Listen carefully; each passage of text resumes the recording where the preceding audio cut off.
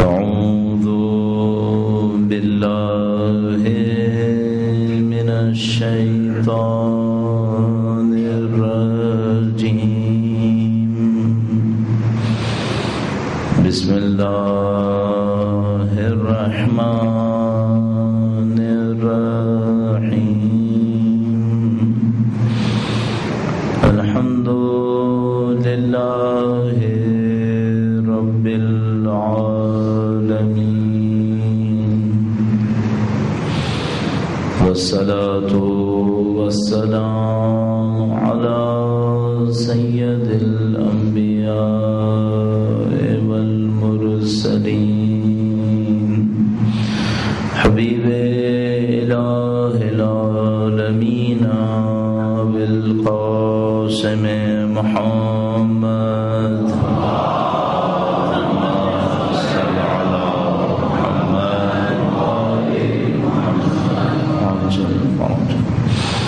وعلى آله الطيبين الطاهرين، سيما بقية الله في الأراضين. قال الله تعالى في كتابه الكريم: بسم الله الرحمن الرحيم. أم حسبت أن أصحاب الكهف والرقيم كانوا من آياتنا عجبا. درود بھیجے گا محمد وعلی محمد.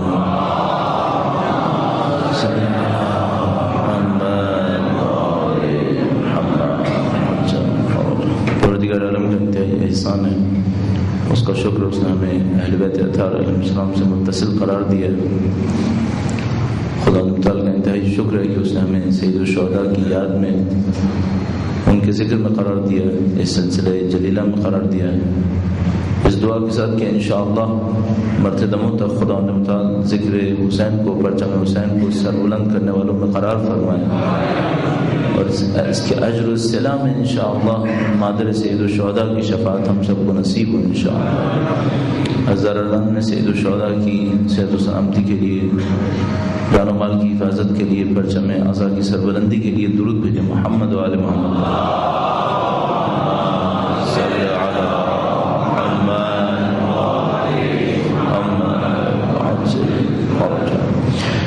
پروردگار عالم نے دین مبین کو بہت سارے دعووں کے ساتھ، بہت سارے حقائق کے ساتھ ارسال فرمایا ہے. دین کے معاملے میں جو خدا تعالیٰ کا دعویٰ ہے وہ یہ ہے کہ اس سے بہتر کوئی فکر انسان اپنی زندگی گزارنے کے لیے حاصل نہیں کر پائے گا. لہذا اس اعتبار سے خدا تعالیٰ نے دین کو کامل قرار دیا ہے. یہ مکمل نظام حیات کہلاتا ہے. جیسے ہم کہتے ہیں کہ دین کامل ہے، مکمل نظام حیات ہے، تو فوراً اس کا مطلب یہ ہوگا کہ اب آپ اپنی زندگی میں اگر دین سے ذرہ برابر بھی انحراف کریں گے تو اس کا مطلب یہ ہے کہ اپنے آپ کو کسی مشکل میں مبتلا کر دیا، چونکہ جو بہترین حل تھا وہ آپ کے ہاتھ سے نکل جائے گا. جیسے ہی بہترین حل ہاتھ سے نکلے گا، کوئی نہ کوئی نقص، کوئی نہ کوئی کمی زندگی کے اندر آئے گی. لہٰذا ہم بہت آسانی سے دعویٰ کر سکتے ہیں کہ جس کسی کی زندگی کے اندر کوئی پریشانی ہے، جس کسی کی زندگی کے اندر کوئی کمی ہے، نقص ہے، چاہے وہ فرد ہو چاہے وہ معاشرہ ہو.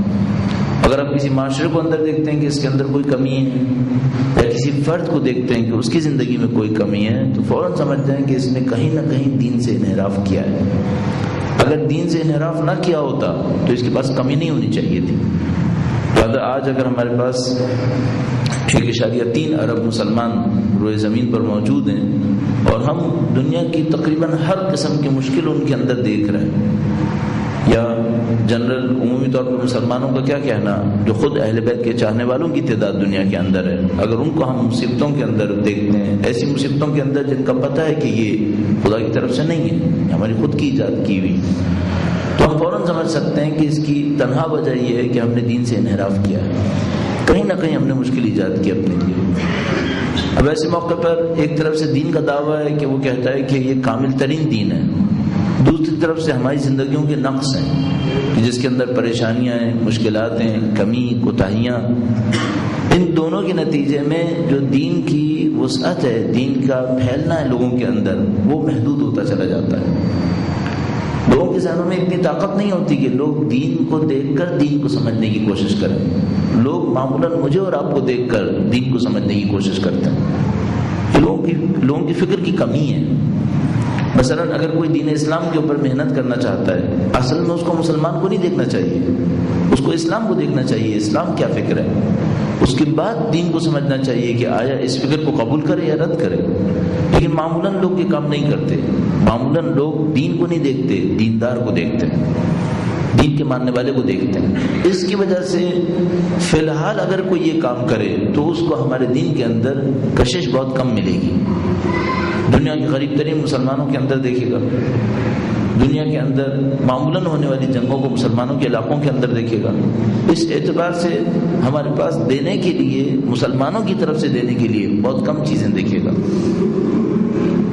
اب ہماری جو ذمہ داری بنتی ہے، خاص کر آج کے زمانے میں جب پوری دنیا سے دین کی طرف بڑھی ہوئی ہے، ایک عجیب و غریب صورتحال ہے اس وقت.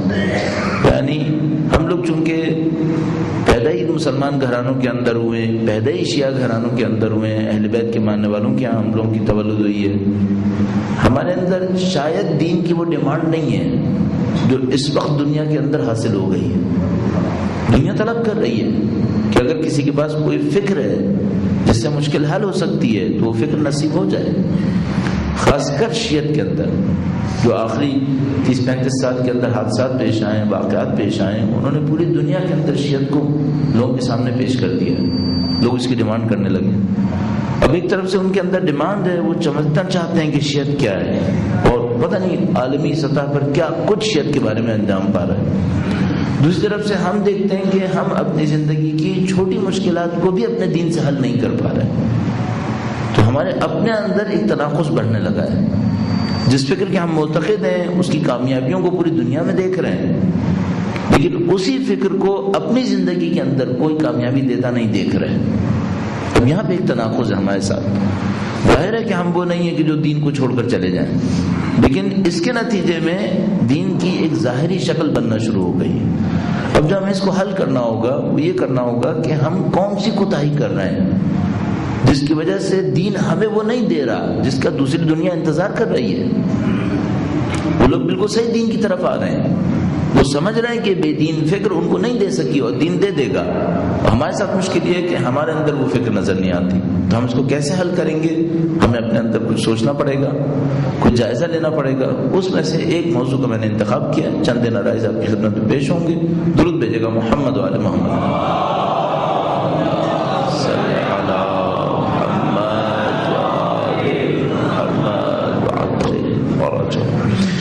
ایک بار پھر درود بھیجے گا محمد و آل محمد. صلی علی محمد و آل محمد. ہمیں اور آپ کو اپنی زندگی کے اندر مسلسل فیصلے کرنے ہوتے ہیں. جو بات اب تک سمجھ میں آتی ہے وہ یہ کہ ہماری ساری زندگی چند فیصلوں کا نتیجہ ہوتی ہے.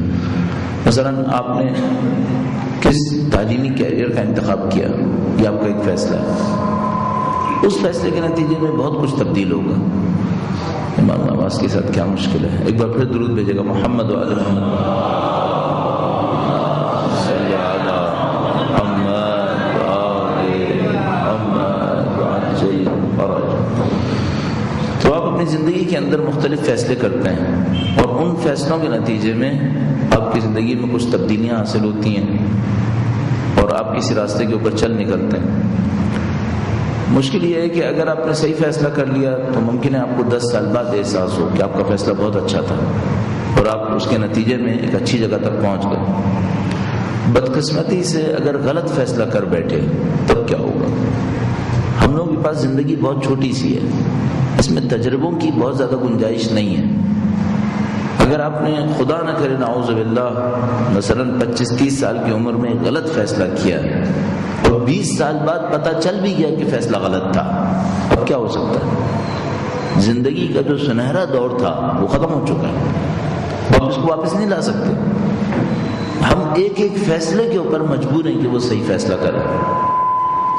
بدقسمتی یہ ہے کہ جب کیا کہوں، اس کو بدقسمتی کہوں یا امتحان کہوں، کہ جب ہم زندگی کے اہم ترین فیصلے کر رہے ہوتے ہیں تو اتنے سیریس نہیں ہوتے کہ ہماری زندگی میں کیا ہو رہا ہے۔ مثلا مجھے جو ابھی تک سمجھ میں آیا ہے، ہم لوگ زندگی کے اہم ترین فیصلے تقریباً 17 سال سے لے کر 25 سال تک کی عمر میں کر رہے ہوتے ہیں۔ یہ زندگی کے اہم ترین فیصلے ہوتے ہیں۔ ان اہم ترین فیصلوں کی کرنے والے لوگوں کے پاس کوئی فکری طاقت نہیں ہوتی، جس فکری طاقت سے ان کو اپنی زندگی کے فیصلے کرنے ہیں۔ اور میں نے عرض کیا یہ اہم ترین فیصلے ہوتے ہیں، ان میں سے بعض فیصلے 40 سال کو بدل دیتے ہیں، بعض فیصلے 30 سال کو بدل دیتے ہیں۔ اب ہمیں کرنا یہ ہوگا کہ اگر ہمارے ذہن کے اندر اتنی طاقت نہیں بھی ہو تو ہم خدا کے دین سے سیکھنے کی کوشش کریں۔ وہ ہم سے کیا مانگ رہا ہے؟ ایک مثال آپ کی خدمت میں عرض کرتا ہوں، درود بھیجے گا محمد و آل محمد۔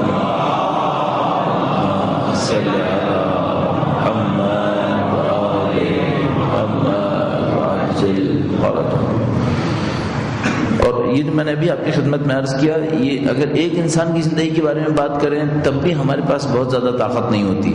پورے معاشرے کے بارے میں سوچیں تب تو بات سمجھتے سمجھتے 100 سال لگ جاتے ہیں۔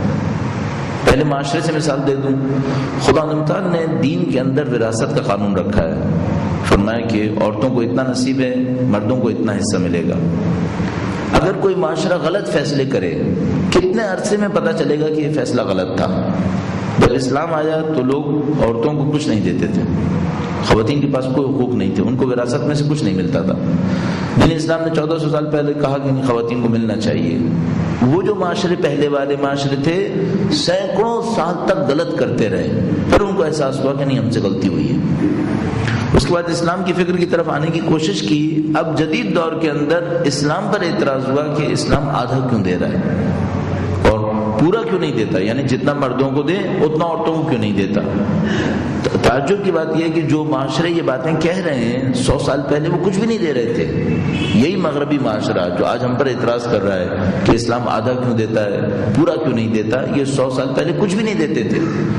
انہوں نے ساری زندگی غلط کیا، غلط کرنے کے بعد اندازہ ہوا کہ یہ سب غلط ہو گیا۔ اب پھر دوبارہ ادھر سے غلطی شروع کی ہے کہ نہیں کہا عورتوں کو مردوں کے مساوی ملنا چاہیے۔ کتنے عرصے کے بعد ان کو اندازہ ہونے کا امکان ہے کہ یہ بھی غلط ہوا ہے؟ ممکن ہے 100-200 سال اور لگیں گے، اس غلطی کو لے کے چلیں گے، اس کے بعد شاید ان کو اندازہ ہو کہ یہ بھی غلط ہو گیا۔ تو یہ معاشروں کے اندر ہے، معاشرے کے اندر غلطی کو سمجھتے سمجھتے ممکن ہے 200 سال لگتے ہیں۔ ہم لوگوں کی زندگی میں چونکہ زندگی مختصر سی ہے، 60 سال کی زندگی ہے، 60-65 سال، ہمیں غلطی کا اندازہ ممکن ہے 15-20 سال میں ہو۔ مثال اس کی بھی عرض کرتا چلوں، فرض فرمائیے اسلام کسی چیز کو مکروہ قرار دیتا ہے، کہتا ہے بھائی یہ مکروہ ہے، یہ کام انجام نہ پائے۔ سادہ ترین مثالوں میں سے ایک، صبح کو سونے کو مکروہ سمجھتا ہے دین، کہتا ہے یہ کام اچھا کام نہیں ہے کہ کوئی انسان صبح کو مثلا فجر کی اذان اور سورج نکلنے کے درمیان سونے کی کوشش کرے، اس کو دین اسلام مکروہ سمجھتا ہے۔ اگر کوئی انسان اس مکروہ کو انجام دیتا رہے، کیا امید کروں کتنے عرصے بعد پتہ چلے گا کہ غلطی ہوئی ہے؟ میرا نہیں خیال کئی سال سے پہلے اس کو پتہ چل سکے کیا میں نے غلط کر دیا۔ ممکن ہے پوری زندگی بیت جائے اور آخر تک نہ سمجھ سکے کہ میری زندگی میں اصل مشکل یہ جگہ تھی۔ اپنے ذہن سے بہت کوشش کرے تب بھی نہیں سمجھ پائے گا۔ درود بھیجے گا محمد و آل محمد۔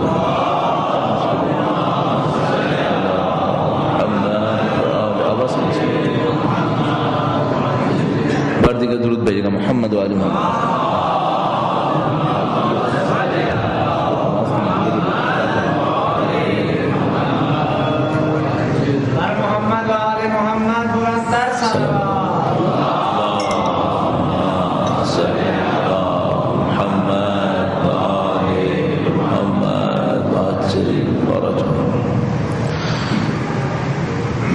چونکہ میں نے عرض کیا آپ کی خدمت میں کہ ہمارے سامنے مشکل ہوتی ہے کہ ہمیں سمجھ میں نہیں آتا غلطی کہاں کی۔ ہمارے سامنے آسان راستہ یہ ہوتا ہے کہ ہم دین کی پیروی کر لیں، دین کی پیروی کریں گے، کم سے کم اس اطمینان میں رہیں گے کہ جو ہماری زندگی میں اللہ کی طرف سے طے ہوا تھا ہم نے اس کو انجام دے دیا۔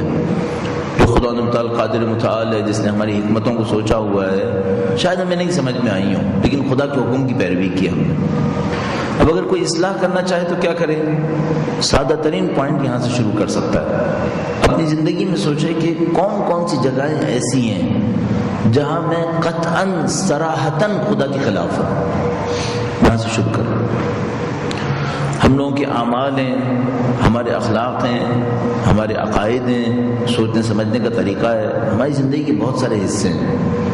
ان میں اس جگہ کو پکڑ لے، اس جگہ کو تھام لے جہاں پر اس کو معلوم ہے کہ یہ جگہ قطعاً خدا کے حکم کے مطابق صحیح نہیں ہے، یقیناً صحیح نہیں ہے، وہاں سے شروع کریں۔ کم از کم اگر ایک جگہ کی بھی اصلاح کرتا ہے تو اپنے اندر مطمئن ہے کہ اس نے خدا متعال کے دیے ہوئے دستور کے مطابق ایک زندگی میں اصلاح کر لی۔ اس کے مقابلے میں جتنی غلطیاں آ سکتی تھیں ان سب کو تھامنے کی کوشش کی۔ اب یہاں پہ ایک اور مشکل ہم لوگوں کے سامنے لاحق ہو رہی ہے، وہ میں آپ کی خدمت میں عرض کرتا ہوں۔ درود بھیجے گا محمد وآل محمد۔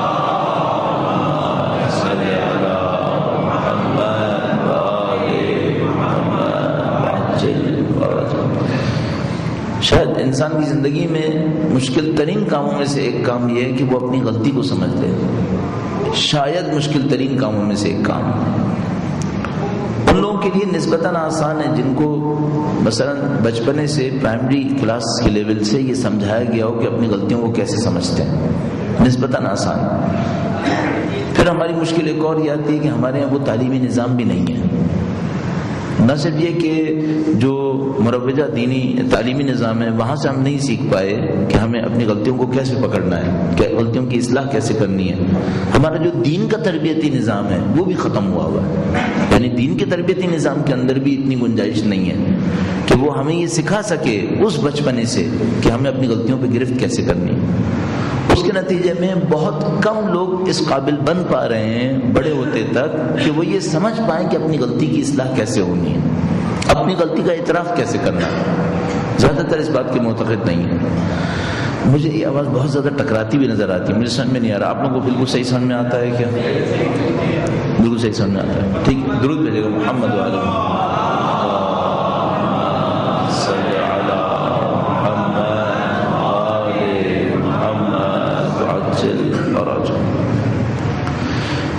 اب چونکہ ہمارے پاس مروجہ تعلیمی نظام وہ بھی نہیں سکھا پا رہا کہ ہمیں اپنی غلطیوں کی اصلاح کیسے کرنی ہے، دین کا جو تربیتی نظام ہے وہ بھی تقریباً اس معاملے میں کہہ سکتے ہیں بے اثر ہو گیا۔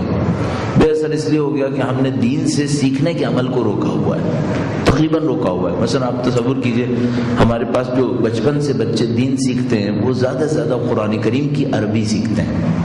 ان کو جو مولانا پڑھانے کے لیے آتے ہیں وہ زیادہ تر صرف عربی سکھا رہے ہوتے ہیں، تربیتی نظام نہیں دے رہے ہوتے، نہ تربیت کر رہے ہوتے ہیں۔ معمولاً ایسا نہیں ہوتا، اگر کوئی ایک آدھ ایسا ہو جو بہت بیچارہ قرآن پڑھانے والا محنت کرتا ہو اس کے اوپر، اپنی ذاتی جد و جہد کرتا ہو، تب تو بات سمجھ میں آتی ہے، ورنہ معمولاً نہیں ہوتا ایسا۔ اچھا، دین کے نام پر جو محافل ہوتی ہیں، اجتماعات ہوتے ہیں، ان کے اندر بھی تربیتی نظام پہ اصرار نہیں ہے۔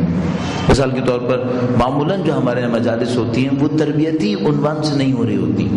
معمولاً جو مجالس ہو رہی ہوتی ہیں، خدا نہ کرے بدقسمتی سے جو اب تک کافی حد تک ہوا اور اب اس کے اوپر کنٹرول ہو رہا ہے، وہ یہ کہ معمولاً گویا ایک رسم کی شکل میں ہو رہی ہوتی ہیں۔ اس کی وجہ سے معاشرے کے اندر کس سطح پہ تربیت ہو یہ سمجھ میں نہیں آتا۔ بچپنے میں صرف عربی اور ظاہر کے اوپر، جوانی میں اور لڑکپن میں معمولاً اس کا اثر بھی نہیں ہے۔ معمولاً اثر جو ہے وہ زیادہ تر چند رسم کے اوپر رہ گیا بدقسمتی سے، اور روح کے اوپر جانے کی ہم نے کم کوشش کی۔ تیسرا لیول ہمارے پاس مجالس کا ہے، محافل کا ہے، مقاصدوں کا ہے، اور اس کے اندر بھی میں نے آپ کی خدمت میں عرض کیا وہ یہ کہ اس پہ اصرار کم رہ گیا، بلکہ ہمارے ایک اور ٹرینڈ بھی چل نکلا، اور وہ ٹرینڈ یہ چل نکلا کہ جب تک مجالس ہوگی ہم شرکت ہی نہیں کریں گے، اور جب مجلس ختم ہو جائے گی تب ہماری شرکت کا وقت شروع ہوگا۔ اس کا مطلب ہے کہ اس نظام میں تربیت نہیں آ پائے گی، پھر کہیں سے کہیں تک نہیں آ پائے گی۔ تربیت نہ ہونے کے نتیجے میں، اور اس میں بولنے والے بھی ذمہ دار ہیں کہ معمولاً بولنے والوں کا یہ عالم رہ گیا کہ جب وہ بولنا شروع کریں گے تو سننے والوں کو آخر تک پتہ ہوگا کہ انہوں نے کیا بولنا ہے، اور معمولاً ایسی باتیں کہنی ہے جس کا ان کی زندگی سے کوئی تعلق نہیں ہے، زندگی سے کوئی تعلق نہیں ہوگا۔ تو مجموعی طور پر دین کا تربیتی نظام ختم ہوتا چلا گیا۔ دنیاوی نظام جو مروجہ تعلیمی نظام ہے وہ بھی نہیں دے رہا، اور جو دین نے تربیت دینی تھی وہ بھی نہیں نصیب ہو رہی۔ اس کے نتیجے میں معاشرے میں ہر چیز بگڑنا شروع ہو گئی۔ اس کے مقابلے میں وہ جو کفر کے معاشرے تھے، ان کے دین نے کچھ نہیں دیا ان کو، لیکن انہوں نے اپنے مروجہ نظام کے اندر کچھ چیزیں ایسی شامل کر لی جس سے ان کا معاشرہ صحیح چلے۔ مثلا کیوں ان کے بچے سے لے کر بڑے تک صفائی ستھرائی کا خیال کرتے ہیں؟ کیونکہ انہوں نے پرائمری اسکول سے شروع کیا کہ وہ سکھائیں گے کہ آپ کو ان چیزوں کا خیال کرنا ہے۔ تو انہوں نے اپنی زندگی میں وہ ساری چیزیں ڈال لی جو ان کی دنیا چلانے کے لیے بہت ضروری تھی۔ ان کو نظم و ضبط چاہیے تھا، ڈسپلن چاہیے تھا، انہوں نے بچپنے سے بچوں میں ڈسپلن ڈال دیا۔ ان کو صفائی ستھرائی چاہیے تھی، ان کو کچھ اصول چاہیے تھے جو انہوں نے ڈال دیے، اور کچھ اصول ان کو چاہیے تھے انسانوں کو دھوکہ دینے کے لیے، وہ بھی بچوں میں ڈال دیے۔ مثلا ان کو کنزیومرزم چاہیے تھا کہ لوگ پاگلوں کی طرح خریدیں، تو وہ بچپنے سے ان کے دماغ میں ڈالتے ہیں کہ آپ کو خلق اسی کام کے لیے ہوئے ہیں کہ آپ نے اپنے اندر عیاشی کرنی ہے اور عیاشی کے لیے خریداری کرنی ہے۔ تو ابھی پتہ نہیں کتنی ڈاکومنٹریز ایسی موجود ہیں، کتنی اس طرح کی مستندات موجود ہیں جس کے اندر بتاتے ہیں کہ جو بچوں کی مارکیٹ ہے، جس میں بچوں نے فیصلہ کرنا ہوتا ہے کہ ہم نے کیا خریدنا ہے، وہ 10 ارب ڈالر کی مارکیٹ بنی ہوئی ہے، جس میں کہ بڑے نے فیصلہ نہیں کرنا ہے، بچے نے فیصلہ کرنا ہے کہ مجھے کیا خریدنا ہے، اور وہ 10 ارب ڈالر کی مارکیٹ ہے کہ بچے اس میں فیصلہ کر رہے ہیں۔ اور کون بچوں کو فیصلہ دے رہا ہے؟ وہی لوگ جن کے پیسے ان کے خریدنے سے آ رہے ہیں۔ تو اس طرح کی ایک انہوں نے زندگی بنا لی اپنی، اس کو لے کر چلیں اور اب مصیبت میں پھنستے چلے جا رہے ہیں۔ تو انہوں نے اپنی دنیا کے لیے جو کچھ چاہیے تھا وہ بنا لیا۔ ہمارے ساتھ مشکل یہ ہوئی کہ نہ دنیا بنانے کے لیے کوئی نظام ہمارے پاس رہا، نہ ہمارے پاس دین بنانے کے لیے، آخرت بنانے کے لیے کوئی نظام رہا۔ اب جو ہمیں کوشش کرنی پڑے گی وہ یہ کہ ہر چیز کو زیرو سے شروع کرنا پڑتا ہے۔ میں کتنی مثالیں آپ کی خدمت میں عرض کر سکتا ہوں جو ہمارے یہاں معاشرے کی بیماری کا اظہار ہے۔ ایک دو مثالیں کہنے میں کوئی حرج نہیں ہے۔ درود بھیجے گا محمد و آل محمد پر۔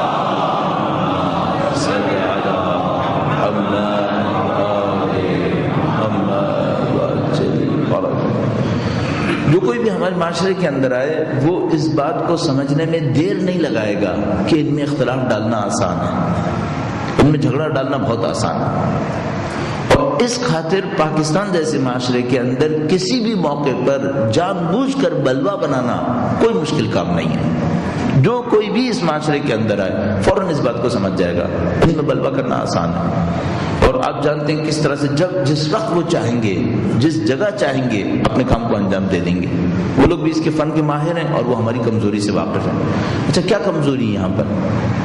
کمزوری یہ جو ابھی تک سمجھ میں آتی ہے بات، وہ یہ کہ معمولاً ہم لوگوں کا سوچنا سمجھنا جذبات سے ہے۔ ہم لوگ معمولاً دلائل کے ذریعے نہیں سوچتے، جذبات کے ذریعے سوچتے ہیں۔ جیسے ہی جذبات کے ذریعے سوچتے ہیں، معمولی سی ایک بات پر جذبات کا بھڑک جانا اور اس کے نتیجے میں کچھ فیصلے کرنا، وہ ہمارے لیے کوئی مشکل کام نہیں ہے، ہم لوگ فوراً اس کام میں آ جائیں گے۔ اگر مثال کے طور پر کوئی اس معاشرے کے اندر کوئی جھگڑا ڈلوانا چاہے تو اس کو صرف یہ دیکھنا ہوگا کہ ان کے جذبات کس چیز سے مجروح ہوتے ہیں، وہ جھگڑا کروا لے گا۔ سادہ سی کوئی چیز ہوگی جس سے آپ کے جذبات مجروح ہوں گے، پھر آپ یہ حساب کتاب نہیں کر پائیں گے کہ آپ کے اس جذبات مجروح ہونے کے نتیجے میں جو کچھ ہوگا اس سے کس کو فائدہ ہوگا۔ یہ بہت آسان کام ہے۔ یہ وہ کچھ بیماریاں ہیں جو صاف دکھا رہی ہیں کہ پیچھے ہمارے تربیتی نظام ہمارا ختم ہوا ہوا ہے۔ یا مثال کے طور پر کوئی بھی ٹی وی کے اوپر، میڈیا کے اوپر، حتیٰ SMS کے ذریعے سے کوئی ایک جملہ شروع کرے گا اور اس جملے کے نتیجے میں پورا معاشرہ اس جملے پہ گفتگو کرے گا۔ وہ سارے اہم کام ختم ہو جائیں گے، ساری گفتگو جو اہم ہونی چاہیے تھی، جس کے اوپر واقعاً وقت ہونا چاہیے تھا، سب ختم ہو جائے گا اور لوگ اس بنائے ہوئے نظام کے اندر پھنس جائیں گے اور اسی کے اوپر بات کرتے رہیں گے۔ کوئی ایک اختلاف شروع کیا جائے گا، سب کو معلوم ہوگا کہ یہ اختلاف دین سے نہیں آیا ہے، یہ کسی اور نے شروع کیا ہے، دین کی ایسی کوئی بنیاد نہیں ہے، لیکن سب اس میں مشغول ہو جائیں گے، پھر ساری طاقت توانائی اس کے اندر خرچ ہونا شروع ہو جائے گی۔ سب کس بات کی نشانی ہے؟ یہ سب اس بات کی نشانی ہے تربیتی نظام میں معاشرہ کھوکھلا ہے، اس کو کسی بھی طرف گھسیٹنا آسان ہے۔ اب ہمارے پاس رائے حل کیا ہے؟ رائے حل عرض کیا آپ کی خدمت میں، بہت سادہ جگہوں سے شروع کرنا پڑے گا، اور وہ سادہ ترین جگہ یہ ہوگی کہ جہاں پر مجھے اور آپ کو یہ یقین ہو کہ یہ اللہ کے دین کے مطابق نہیں ہے۔ اس کی اصلاح کرنا شروع کر دیں. ایک قدم بھی صحیح کیا تو آپ کی زندگی کے کئی فیصلے صحیح ہو پائیں گے، اور کئی فیصلے صحیح ہو گئے تو آپ کی زندگی میں خود بخود ایک تعادل آنا شروع ہو جائے گا. اس بات کو آپ کے سامنے چند مثالوں سے اور عرض کرنا چاہ رہا ہوں. اس سے پہلے ایک بنیادی عرض اور ہے. درود بھیجے گا محمد و آل محمد.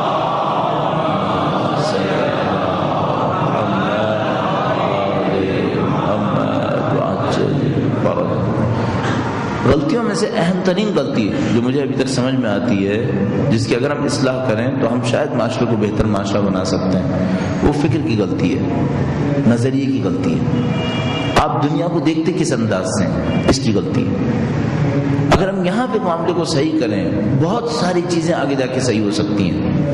اب ہم لوگوں کے ساتھ مشکل یہ ہے کہ ہماری مثال اس ڈاکٹر کی طرح رہ جاتی ہے جس کو مریض کو یہ تو بتانا ہے کہ دوائی کون سی کھائے، لیکن یہ نہیں بتا سکتا کہ اس دوائی کا میکینزم کیا ہے، اس دوائی کا نظام کیا ہے. آپ جائیے معمولاً ڈاکٹرز کے پاس، اور ظاہر ہے کون اپنی زندگی میں کسی ڈاکٹر کے پاس نہیں گیا ہوگا.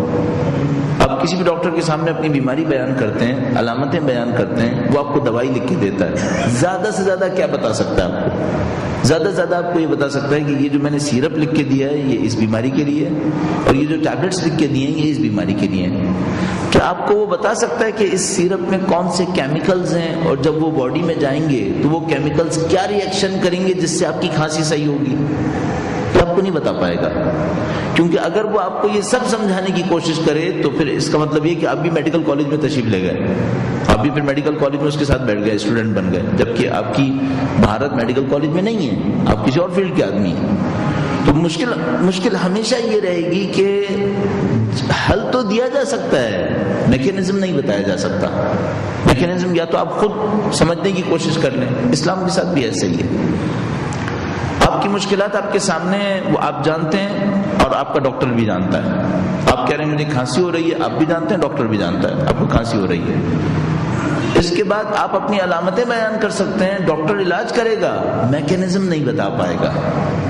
یہیں پر ساری کمزوری حاصل ہو رہی ہے. دین اسلام کوشش کر رہا ہے آپ کو کچھ سمجھ میں آ جائے کہ آپ کی مشکل کیسے حل ہونی ہے. تو دین اسلام بالکل شروع سے لے کر آئے گا کہ اگر سب سے پہلے یہ سوچو کہ تم دنیا کو دیکھتے کیسے ہو، آخرت کے لیے دیکھ رہے ہو یا دنیا کو دنیا کے لیے دیکھ رہے ہو، وہاں سے شروع کرے گا.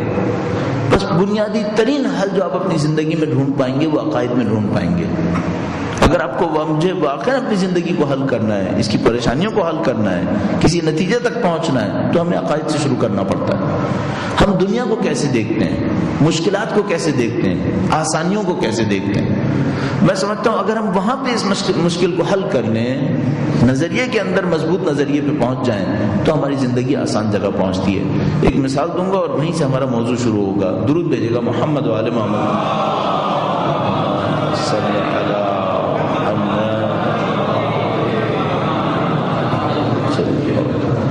ٹھیک ہے، ایک بار پھر مل کے درود بھیجے گا محمد و آل محمد.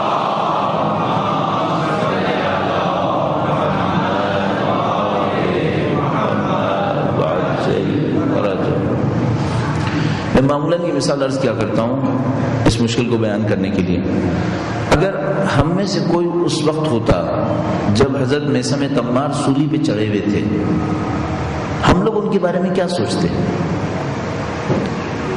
ہمارا دیکھنے کا انداز کیا ہوتا، ان کا دیکھنے کا انداز کیا تھا؟ دنیا میں بہت بڑا فرق اس انداز کے اوپر آئے گا. ایک جو دشمن ہوگا وہ کس انداز سے دیکھ رہا ہوگا حضرت میثم تمار کے سولی پہ چڑھے ہونے کو. ایک جو اہل بیت کا متوسط چاہنے والا ہوگا وہ کس انداز سے دیکھے گا. اور جو ایک اہل بیت کا حقیقی چاہنے والا ہوگا وہ کس انداز سے دیکھے گا. آپ جس انداز سے دیکھیں گے آپ کے فیصلے تبدیل ہوتے چلے جائیں گے. آپ جس انداز سے دیکھیں گے، مثال کے طور پر دشمن کس انداز سے دیکھے گا؟ دشمن یہ دیکھے گا کہ اے دنیا کا وہ شخص ہے نعوذ باللہ تعالیٰ جس نے کوئی جرم کیا ہے، اس کو اس جرم کی سزا ملنی تھی، جرم کی سزا مل رہی ہے. اب اس کے مطابق یہ فیصلہ کیا کرے گا؟ وہ یہ کہ مجھے یہ جرم نہیں کرنا ہے جو میثم تمار نے کیا ہے. اپنے ذہن میں ہی سوچے گا. تو اس واقعے کو دیکھ کر وہ اپنے ذہن میں یقین کرے گا کہ مجھے مثلا حب اہل بیت سے دور رہنا ہے، نعوذ باللہ تعالیٰ، وہ یہ سوچے گا. اچھا، جو ایک متوسط چاہنے والا ہے وہ کیا سوچے گا؟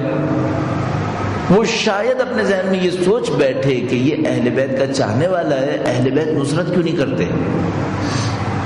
بیچ کا چاہنے والا یہ سوچ بیٹھے گا کہ بھئی یہ اہل بیت کا چاہنے والا ہے، اہل بیت کی خاطر قربانیاں دے رہا ہے، اہل بیت نصرت کیوں نہیں کرتے؟ معمولاً ہم لوگ اس کلاس کے اندر آ رہے ہیں کہ اگر کسی کو مصیبت میں پڑا دیکھیں گے تو زیادہ سے زیادہ اپنے طور پر یہ سوچ پائیں گے کہ تم مدد مانگو، تمہاری نصرت ہو جائے گی، کیوں نہیں مدد مانگتے؟ اچھا، اپنے طور پر آپ نے نہیں سوچا کہ مثلا حضرت میثم تمار نے مدد کیوں نہیں مانگی؟ کیا امیر المومنین کے ساتھ رابطے میں نہیں تھے؟ کہ اگر وہ امیر المومنین سے نصرت طلب کرتے تو امیر المومنین نے نجات نہیں دلوانی تھی کیا؟ لیکن ایک اہل بیت کا حقیقی چاہنے والا بھی ہے، وہ جب میثم تمار کو سولی پہ چڑھے دیکھے گا تو کسی اور انداز سے دیکھے گا۔ مثلا وہ اپنے ذہن میں کیا سوچے گا؟ وہ اپنے ذہن میں کیلکولیشن کر سکتا ہے، ظاہر ہے کہ مجھے نہیں معلوم کہ وہ کیا سوچ رہا ہوگا، ہمیں نہیں معلوم اس منزل کے اوپر لوگ سوچتے کس طرح سے ہیں، لیکن اندازہ یہ لگتا ہے کہ وہ اس طرح سوچے گا کہ یہ جس مصیبت میں بھی ہے امیر المومنین اس کی مصیبت کو ہم سے زیادہ جانتے ہیں، اور یہ جس مصیبت میں بھی ہے امیر المومنین اس مصیبت کو حل کرنے پہ طاقت بھی رکھتے ہیں، اور یہ شخص اہل بیت کا چاہنے والا ہے، اسی خاطر اس کو اتنے بڑے امتحان میں ڈالا گیا ہے۔ اس کے بعد وہ یہ سوچے گا کہ امیر المومنین چھوڑائے کیوں نہیں، وہ فوراً یہ سوچے گا کہ حب اہل بیت کا کوئی مرحلہ ہے جو اس نے طے کرنا ہے، وہ اس کو اس انداز سے دیکھے گا۔ یعنی ایک متوسط شخص تو اس مشکل میں پڑ جائے گا کہ اہل بیت چھڑاتے کیوں نہیں، لیکن وہ جو حقیقی چاہنے والا ہے وہ قطعاً اس سوال میں نہیں جائے گا کہ اہل بیت چھڑاتے کیوں نہیں، کیونکہ اس کو پتا ہے کہ چھڑا سکتے ہیں، وہ صرف یہ بات سوچے گا اس کا مطلب ہے یہ کسی مرحلے پہ پہنچنے والا، ورنہ اس کو اتنی مصیبت کا سامنا نہ کرنا پڑتا۔ اب یہاں سے ہمارے سامنے ایک اور چیپٹر کھلتا ہے، وہ یہ کہ ہم دنیا کی مشکلات کو کس انداز سے دیکھتے ہیں، دنیا کی مصیبتوں کو کس انداز سے دیکھتے ہیں، اور یہ مجھے لگتا ہے دین کا بہت بڑا چیپٹر ہے، اور اس کے اندر آنے والی کمی قوموں کو متاثر کر دیتی ہے۔ اگر کوئی اس چیپٹر کو سمجھ نہ سکے تو پھر قوموں کا مستقبل بہت شدت سے خراب ہوتا ہے۔ ایک مثال آپ کی خدمت میں عرض کرتا ہوں قوم کے اعتبار سے، درود بھیجے گا محمد و آل محمد صلی علی محمد آل محمد وعجل۔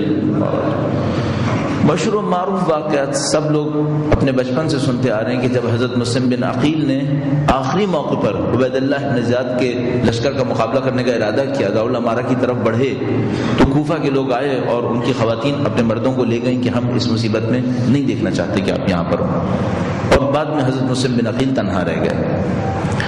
اچھا، اپنے ذہن میں سوچے گا کہ کیا وہ لوگ کہ جو وہاں سے حضرت مسلم بن عقیل کو تنہا چھوڑ کر گئے تھے وہ اپنے ذہن میں کیا سوچ کر گئے تھے؟ وہ اپنے ذہن میں یہ سوچ کے گئے تھے کہ حضرت مسلم بن عقیل کے ساتھ رہنے کے نتیجے میں ہم پر ایک مصیبت آئے گی، ہم اس مصیبت کو جھیل نہیں پائیں گے، ہم اس مصیبت کو نہیں جھیل پائیں گے۔ کیا مصیبت آنی تھی؟ اگر حضرت مسلم بن عقیل کا ساتھ دیتے تو عبید اللہ بن زیاد سے ٹکرانا پڑتا۔ انہوں نے کہا کہ اگر ہم عبید اللہ بن زیاد سے ٹکرائیں گے تو ہم لوگ مثال کے طور پر مرد مر جائیں گے، عورتیں بیوہ ہو جائیں گی، ہمارے بچے یتیم ہو جائیں گے، ہماری دنیا اجڑ جائے گی، ہم اس مصیبت کو برداشت نہیں کر سکتے۔ اچھا، یہ جو دیکھنے کا انداز ہے یہ کون سا انداز ہے؟ یہ واضح طور پر دنیا کو دیکھنے کا دنیاوی انداز ہے، دنیا کو دیکھ رہا ہے دنیا کے لیے، تو وہ یہ سوچ رہا ہے کہ اگر میں اس دنیا کے اندر مسلم بن عقیل کا ساتھ دوں گا میری دنیا اجڑ جائے گی، البتہ یقین تھا کہ آخرت بن جائے گی، اس میں کوئی مشکل نہیں تھی۔ یعنی میرا نہیں خیال کوفہ کے اندر کوئی شخص ایسا ہو جس کو شک ہو کہ مسلم بن عقیل کا ساتھ دوں گا تو جنت ملے گی یا نہیں ملے گی، یہ تو قطعی تھا کہ جنت ملے گی، اس میں کوئی شبہ نہیں تھا۔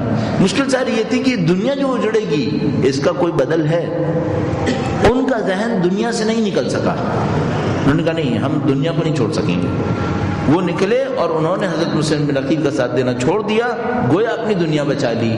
اچھا، اس حساب کے اندر ان سے غلطی کہاں پر ہوئی ہے؟ ایک سادہ سی غلطی ہوئی ہے، اگر کوئی خدا کو چھوڑ کر دنیا بنانا چاہتا ہے آیا دنیا بھی بنا لے گا؟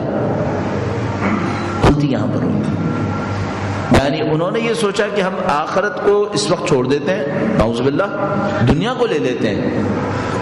غلطی ساری یہ ہے کہ کیا آخرت کو چھوڑ کر دنیا بن سکتی ہے؟ انہوں نے ذہن میں سوچا ہاں بن سکتی ہے، ہم مسلم بن عقیل کا ساتھ چھوڑ دیں گے، عبید اللہ ابن زیاد کا ساتھ دیں گے، عبید اللہ ابن زیاد کا ساتھ دیں گے، ہماری دنیا بن جائے گی۔ اچھا یہی کیلکولیشن سید الشہداء کے معاملے میں بھی کی، اگر سید الشہداء کا ساتھ دیتے ہیں ہماری آخرت یقیناً بنے گی، لیکن دنیا ہاتھ سے جائے گی، ہم مارے جائیں گے، عورتیں بیوہ ہوں گی، بچے یتیم ہوں گے، ہماری قبیلے کی ریاستیں چھن جائیں گی، ہماری املاک جائیداد ہم سے چھن جائے گی، دنیا ہماری برباد ہو جائے گی، ہم اس کو تحمل نہیں کر سکتے۔ صرف ایک غلطی کے ساتھ، اگر آخرت اور دنیا مقابلے پر آ جائیں اور ہم آخرت کو چھوڑ دیں تو کیا دنیا بنا سکیں گے؟ یہ بات سمجھ میں نہیں آئی، اور معمولاً ہم سب کی سمجھ میں بھی نہیں آ پاتی۔ جب بھی ہم آخرت اور دنیا کے مقابلے میں آخرت کو ترک کرتے ہیں تاکہ دنیا کو بچائیں۔ میں ایک مثال اب ان سے عرض کر دیا آپ کی خدمت میں، اب اپنی دنیا سے عرض کرتا ہوں۔ درود بھیجے گا محمد و آل محمد پر۔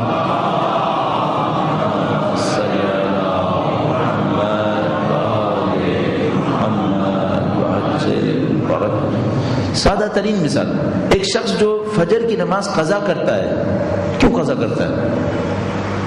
مثلا ایک وہ شخص ہے جو ارادے سے سویا تھا کہ میں اٹھوں گا، نہیں اٹھ پایا، صبح کو اٹھا، فجر قضا ہو گئی تھی، یہ ایک علیحدہ مسئلہ ہے۔ ایک شخص ہے جس نے اہمیت ہی نہیں دی اس بات کو کہ میں فجر کو اٹھوں یا نہیں اٹھوں، نہیں اٹھا، ارادہ ہی نہیں تھا اٹھنے کا، نہیں اٹھا، فجر کی نماز قضا ہو گئی۔ کیوں فجر کی نماز قضا کی اس نے؟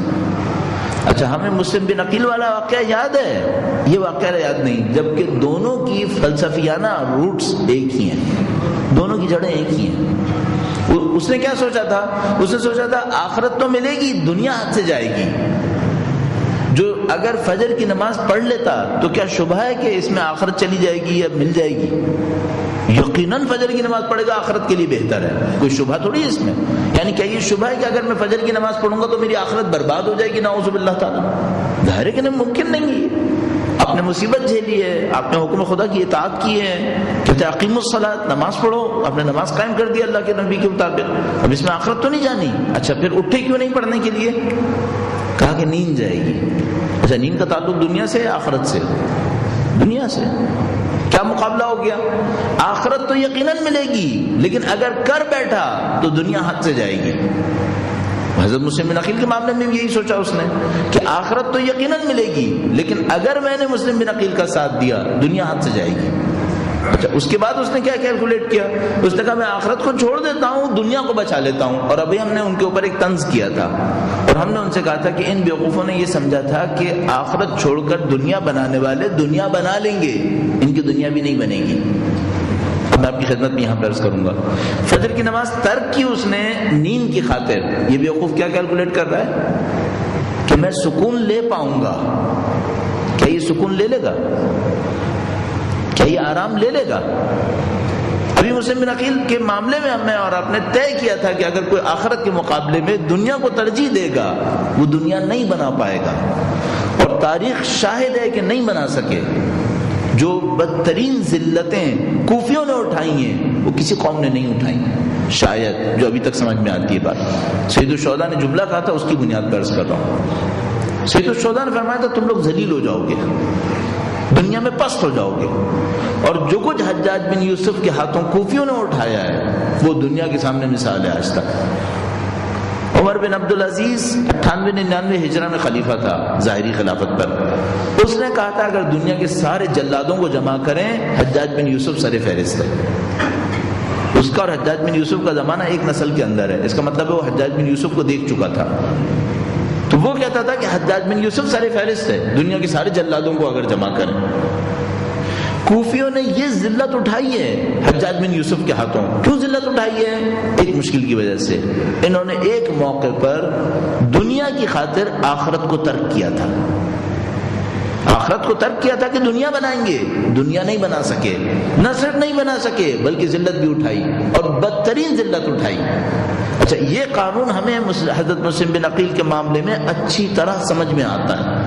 یعنی اگر کوئی یہاں پر بیٹھے ہوئے لوگوں سے جو اس کو سنیں کبھی کوئی پوچھے کہ کیا ان کی کیلکولیشن صحیح تھی، متفقہ رائے یہ ہوگی کہ ان کی کیلکولیشنز غلط تھی، ان کا حساب کتاب غلط تھا۔ اگر آخرت کے مقابلے میں دنیا کو ترجیح دیں دنیا کبھی نہیں بن سکتی، خاص کر حضرت مسلم بن عقیل اور سید الشہداء کو چھوڑ دے۔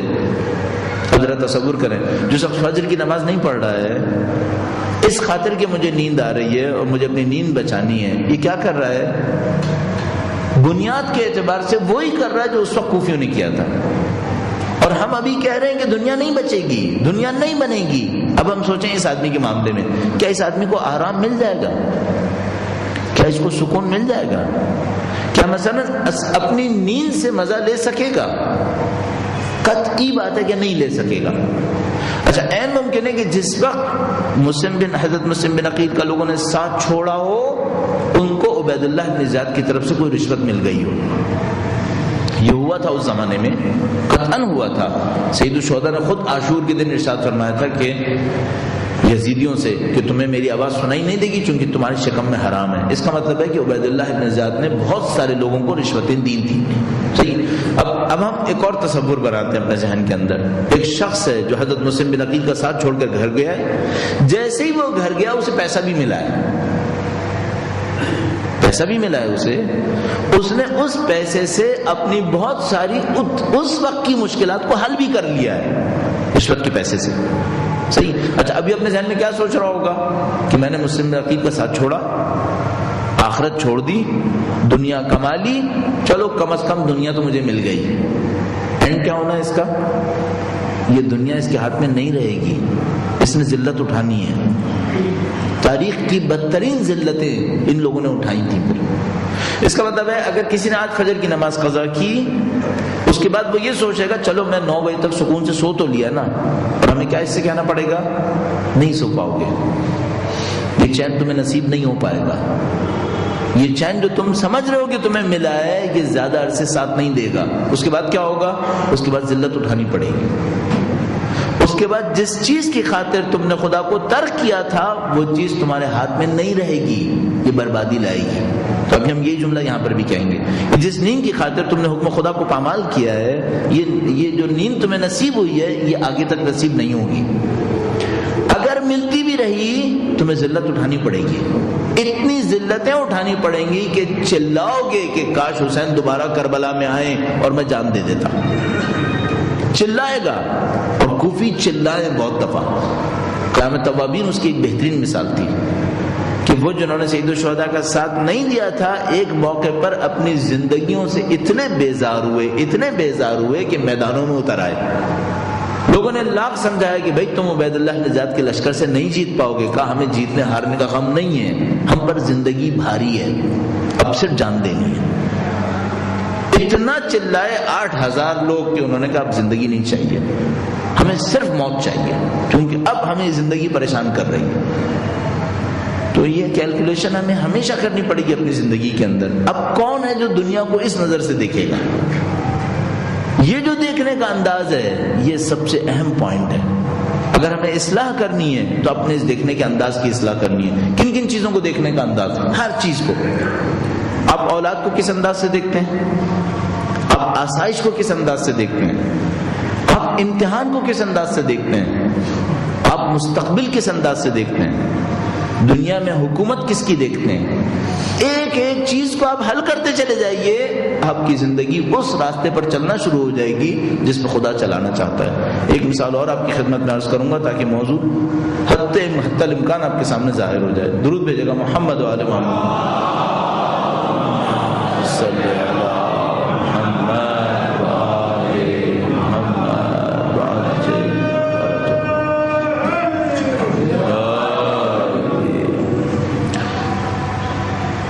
زندگی کے دیکھنے کے انداز کے اوپر گفتگو ہے کہ اگر زندگی کا دیکھنے کا انداز صحیح ہو جائے بہت ساری مشکلات آسان ہو جائیں گی.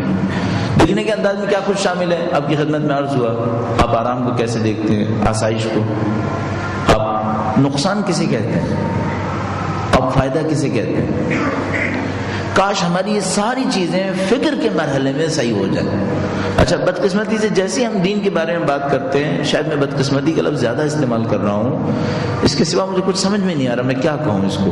جہالت، نادانی کہیں، اپنی غفلت کہیں، کیا کہیں اس کو. جب بھی ہم دین کی بات کرتے ہیں ہم ظاہری چیزوں کی زیادہ اصلاح کر رہے ہوتے ہیں، ان اہم چیزوں پہ توجہ نہیں دیتے. مثلا آج اگر ہمارے سامنے کوئی شخص دیندار ہو جائے تو ہم سے دین کے نام پہ پہلی چیز کیا سکھائیں گے؟ ہم دین کے نام پہ اس کو پہلی چیزوں میں سے جو انتہائی اہم ہے وہ سکھائیں گے، وہ یہ کہ بھائی تم داڑھی رکھ لو، مثلا کوئی خاتون ہو تو اس کہیں گے پردہ کر لو، پریکٹسز میں اعمال کے اندر اس سے کہیں گے نماز پڑھ لو، اور یہ چیزیں انتہائی اہم ہیں، لیکن اس سے زیادہ اہم ہے ہم اس کو یہ سکھا پاتے اور خود سیکھ لیتے کہ ہمیں دنیا کو دیکھنا کیسے ہے، اور یہ وہ چیز ہے جس کو ہم عقائد تعبیر کرتے ہیں۔ کیوں خداوند متعال نے قرآن کریم میں کم از کم 1/3 33% جس کو ہم تعبیر کریں گے، کم از کم 1/3 آخرت کے اوپر گفتگو کی ہے۔ اس کو پتا ہے جب تک دیکھنے کا انداز صحیح نہیں ہوا یہ مشکل چلے گی، کچھ صحیح نہیں کر پائیں گے ہم، اور یہ جو ہمارے سامنے مشکل آ رہی ہے ہماری سوسائٹیز کے اندر، اس کی اصلاح بھی یہیں سے ہوگی۔ پہلے ہم دیکھنے کا انداز صحیح کر لیں۔ مثال میں آپ کی خدمت میں عرض کر رہا تھا، دیکھنے کے انداز کو صحیح کرنے میں ایک موضوع جو مجھے سمجھ میں آتا ہے، جو آج کل کی زندگی میں بہت اہم بنتا ہے، وہ یہ کہ آپ امتحان کو کیسے دیکھتے ہیں، آپ آزمائش کو کیسے دیکھتے ہیں۔ امتحان اور آزمائش کے مقابلے میں آپ کا اور ہمارا رد عمل کیا ہونا چاہیے۔ امتحان آزمائش کو جب ہم رد عمل دینے لگیں، اس رد عمل میں کن بنیادوں کا ہمیں خیال کرنا چاہیے۔ اگر ہم یہ سارے کام حل کر لیں ہمیں بہت ساری چیزیں سمجھ میں آ جائیں گی، مجھے اپنے طور پہ سمجھ میں آتا ہے، بہت ساری چیزیں سمجھ میں بھی آئیں گی، اور مستقبل کے لیے ہمارے بہت سارے راستے کھلیں گے۔ ہمیں سمجھ میں آنا شروع ہو جائے گا کہ اصل میں ہمیں انجام کیا دینا چاہیے۔ اچھا، یہ جو دیکھنے کا انداز ہے کن چیزوں پہ متوقف ہوگا، کس چیز پہ ڈیپینڈ کرے گا، اس کے لیے مثال عرض کر دیتا ہوں۔ مثلا اگر میں آپ کے ہاتھ میں 1 کلو وزن دوں ایک کاغذ کے اندر لپیٹ کے، اور آپ سے کہوں اس کا خیال کریں، ایک راستہ تو یہ ہے کہ آپ میری بات یوں ہی مان لیں بغیر سوچے سمجھے، اور میں آپ سے کہوں اس کا خیال کریں، آپ مجھ سے کوئی سوال نہ کریں، آپ اپنے پاس لے جائیں اس کو۔ مسلسل آپ کنفیوز رہیں گے کہ آپ کس بات میں کنفیوژن رہے گی، کتنا خیال کرنا ہے، اس کی خاطر جان دینی ہے، اتنا خیال کرنا ہے کہ اس کی خاطر جان دینی ہے، کتنا خیال کرنا ہے۔ بہت مشکل ہے کہ آپ اس ذمہ داری کو انجام دے سکیں۔ آپ کو کچھ نہیں پتا کتنا خیال کرنا ہے، اس کی خاطر کتنی قربانی دینی ہے، اس کے اوپر کتنا وقت ضائع کرنا ہے، آپ کو کچھ اندازہ نہیں۔ کیوں؟ آپ کو نہیں پتا وہ چیز کیا ہے۔ اگر یہ سمجھ میں آ جائے کہ چیز کیا ہے، تب بہت سارے فیصلے آپ خود کر لیں گے۔ یوں ہی مثال ذہن میں آتی ہے، میں عرض کرتا ہوں، صحیفہ سجادیہ کا اردو ترجمہ آپ کے پاس موجود ہے، جو مفتی جعفر حسین صاحب علی اللہ مقامہ نے کیا تھا۔ ان مرحومین نے بہت محنتیں کی ہیں، چند علماء نے ارواح کی بلندی کے لیے، ان کی خاص کر مفتی جعفر حسین صاحب اور ان کے جیسے مرحومین کی ارواح کی بلندی کے لیے درود بھیجیں، محمد و آل محمد۔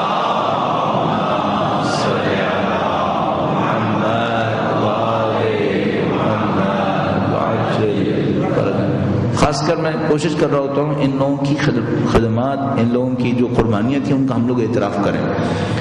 مثلا علامہ نقن صاحب بہت قربانیاں دیں، بہت ان کی سروسز ہیں بر صغیر کے لیے، اہل بیت اطہار علیہ السلام کے چاہنے والوں کے لیے، اس نسل کے اندر جو یہ عصر ہے، اس دور کے اندر ان کی قربانیاں بہت ہیں، ان کے کام بھی بہت ہیں۔ شاید مجھے یاد آتا ہے اس مسجد کو بھی شاید سنگ بنیاد ان کے ہاتھوں تھی، میرا اپنے خیال ہے۔ اسی طریقے سے علامہ ذیشان جوادی صاحب علی اللہ مقام، انہوں نے بھی بہت محنت کی اور اہل بیت اطہار علیہ السلام کے چاہنے والوں کی بہت خدمت کی ہے۔ اسی طریقے سے مفتی جعفر حسین صاحب ہیں، اسی طریقے سے مولانا صفدر حسین نجفی صاحب، اور بعد میں مثال کے طور پر شہید علامہ عارف حسین حسینی، اور یہ فہرست ظاہر ہے بہت طولانی ہے، لیکن یہ چند لوگ ہیں جو انتہائی برجستہ ہیں۔ شب جمعہ بھی ہیں، آپ کے ہمارے مرحومین بھی دعاؤں کے منتظر ہوں گے، جیسے کہ ہمارے پاس روایات موجود ہیں۔ تمام مرحومین کی مغفرت کے لیے، بالاخص علماء، عرفاء، فقہاء، شہداء، ارواح کی بلندی کے لیے، اپنے اور آپ کے ہمارے گناہوں کی مغفرت کے لیے، بالاخص والدین کی گناہوں کی مغفرت کے لیے درود بھیجیں، محمد و آل محمد۔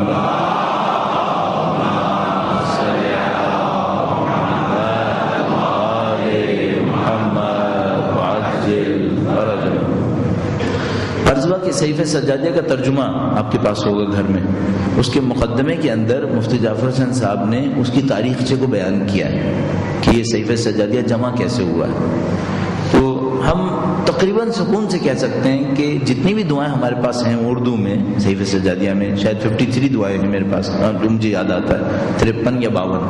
البتہ کچھ اور صحیفہ سجادیہ کے عربی نسخے ہمارے پاس موجود ہیں جس میں دعائیں اس سے کہیں زیادہ ہیں، اس میں انہوں نے مکمل کیا ہے، فارسی عربی میں چھپی ہیں، مجھے نہیں پتا اردو میں ابھی تک نہیں چھپی ہے۔ بہرحال جو ہمارے پاس ہے، اگر صرف آپ اس مقدمے کو دیکھ لیں تو آپ کو اندازہ ہوگا کہ ایک موقع ایسا بھی آیا ہے کہ اس کے ایک نسخے کو بچانے کے لیے، جو اس وقت شاید واحد نسخہ تھا روئے زمین کے اوپر، کتنے لوگوں نے جان دی ہے نسخے کو بچانے کے لیے۔ ہم بہت آسانی سے کہہ سکتے ہیں کہ اگر 53 دعائیں ہمارے پاس آئی ہیں تو کم از کم 53 پاکیزہ انسان اس کے پیچھے شہید ہوئے ہیں۔ بعض اوقات ایک کاغذ کی اہمیت اتنی ہوتی ہے کہ کوئی کسی کو کاغذ دیتا ہے، کہتا ہے ان کاغذوں کی حفاظت کرنا، اور حفاظت کرنے کا مطلب کیا ہے؟ اب تم جان دے دینا لیکن اس کی حفاظت ہونی چاہیے۔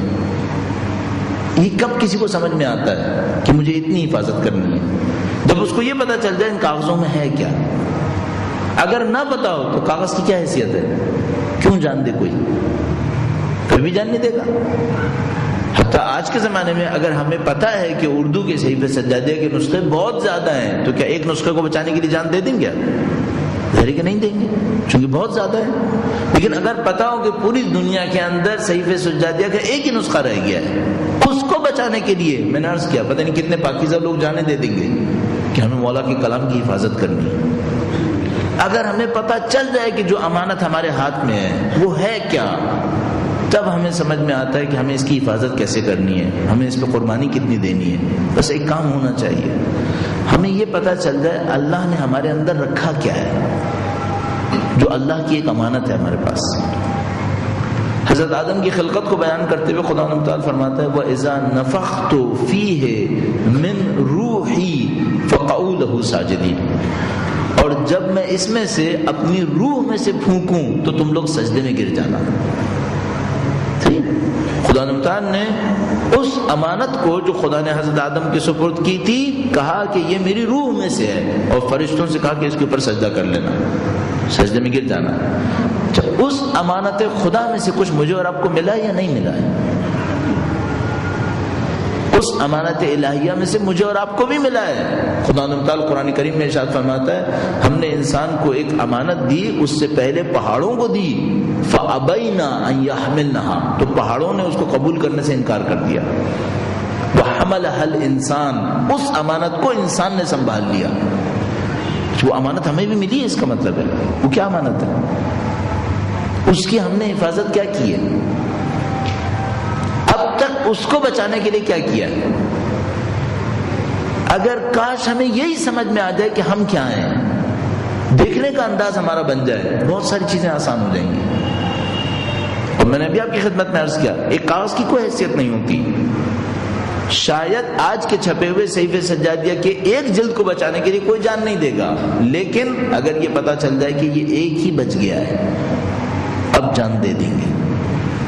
کاش ہمیں یہ سمجھ میں آ جائے جو ہمارے پاس اللہ کی امانت ہے، انسان ہونے کے ناطے یہ امانت کیا امانت ہے، کتنی حفاظت کرنی ہے۔ کیا اتنی حفاظت کرنی ہے کہ 60-65 سال کی زندگی اس پر قربان کر دیں تاکہ اس امانت الہی کو بچا لیں؟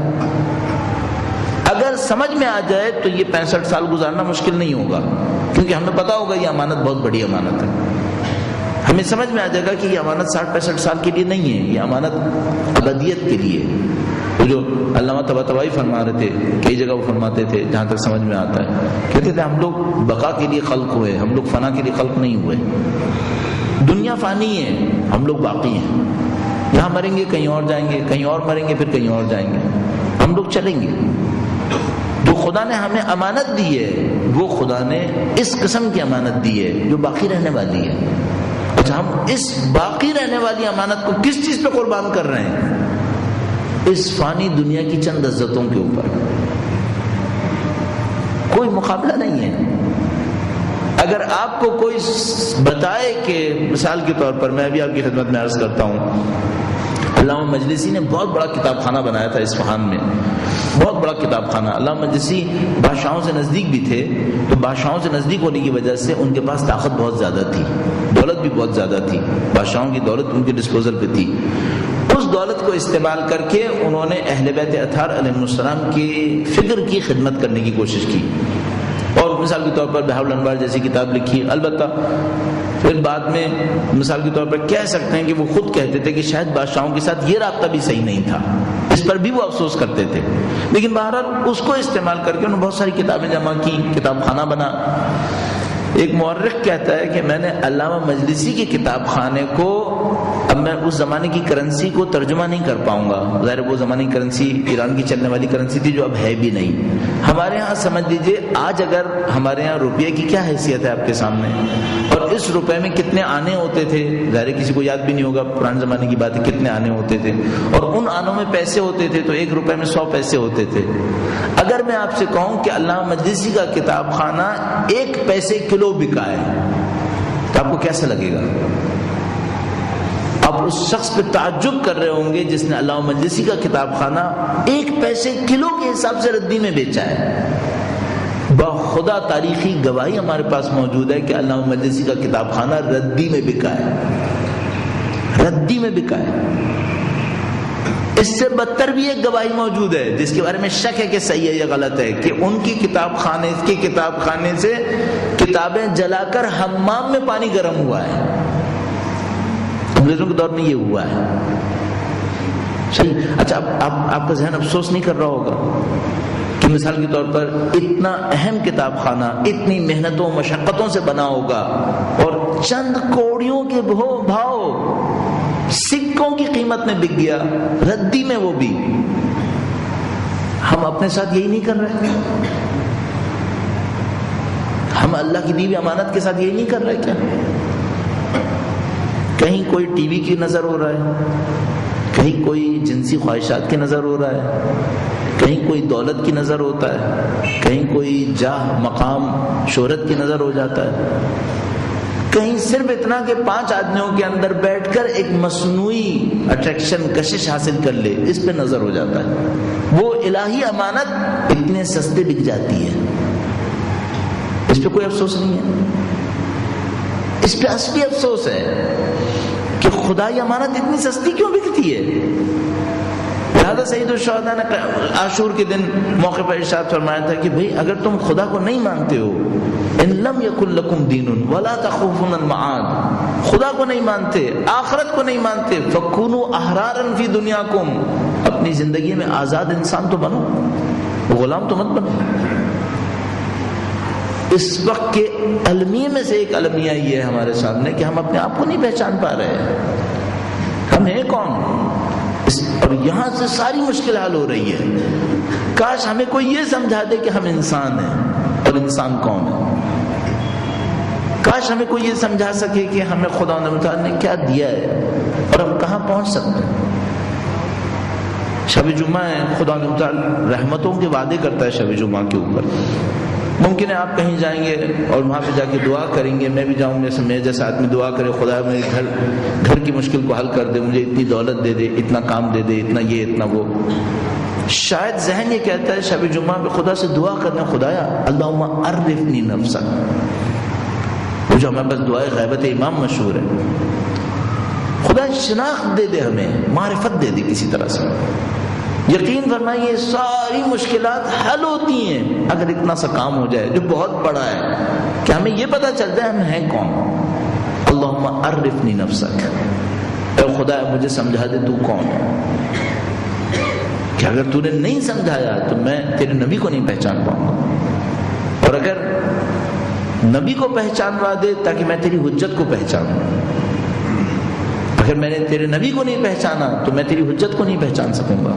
اور آخر میں فرمایا اللہم عرفنی حجتک, خدا اپنی حجت کا عرفان مجھے دے دے, کہ اگر میں نے تیری حجت کو نہیں پہچانا زللت عن دینی, میں اپنے دین میں گمراہ ہو جاؤں گا, میں نہیں بچ پاؤں گا. ہم یہ پاکیزہ دعائیں کیوں نہ مانگیں؟ ہمیں معرفت چاہیے خدا, کہ وہ ہمیں پہچان مل جائے کہ ہم نے کرنا کیا ہے اس دنیا کے اندر. اب دنیا کی جو اعلیٰ ترین حقائق ہیں وہ کیا ہے؟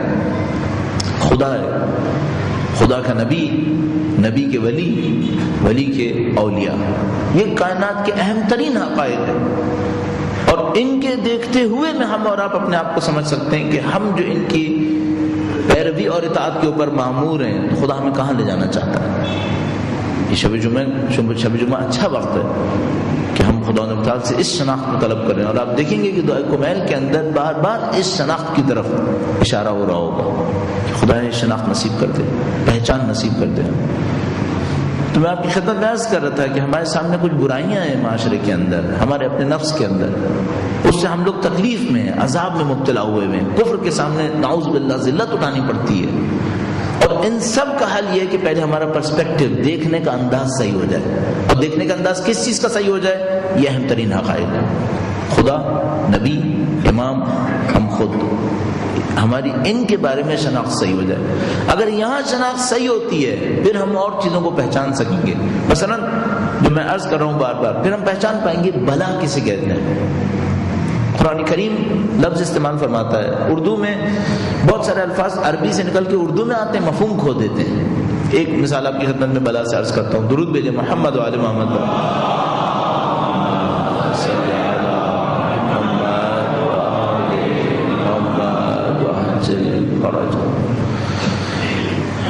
عربی میں لفظ استعمال ہوتا ہے ابتلا, بلا, بلا عظیم قرآن کریم میں استعمال ہوا ہے. اچھا, بلا عربی سے اردو میں آیا ہے, مفہوم کھو بیٹھا ہے.